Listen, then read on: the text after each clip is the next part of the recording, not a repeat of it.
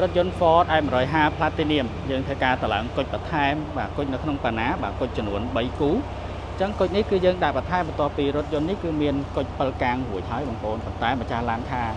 នៅរៀងស្ទើរបងប្អូនអញ្ចឹងការតម្លើងគឺយើងកែចាប់បាទកាត់កន្លែងនេះមកដើម្បីសោកបាទប្រឡោះគុជហ្នឹងចូលទៅក្នុងប្រឡោះប៉ាណាហ្នឹងអញ្ចឹងរថយន្ត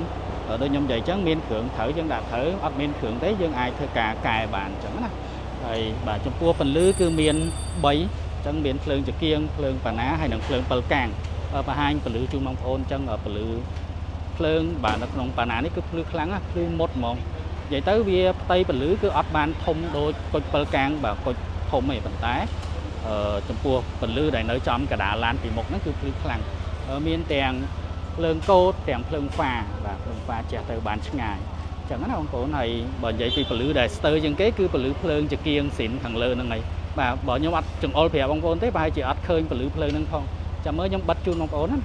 បាទនេះខ្ញុំបិទចង្គៀងខាងលើអញ្ចឹងភ្លើងចង្គៀងគឺភ្លឺស្រាលជាងគេបាទហើយភ្លើងនេះគឺយើងភ្ជាប់ជាមួយនឹងភ្លើង7កាំងបាទអញ្ចឹងទៅពេលខ្ញុំបិទភ្លើង7កាំងមក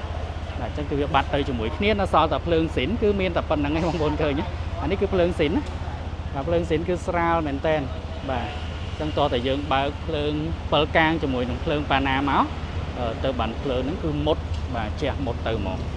អញ្ចឹងបាទបងប្អូនត្រូវការភ្លើងបន្ថែមគឺភ្លើងដាក់នៅក្នុងប៉ាណានេះណាគឺអាចអញ្ជើញមកឯខាបានបាទតម្លើងគុជ3គូបែបហ្នឹងមកគឺបាទប៉ះពៅពន្លឺមកភ្លឺអែមណា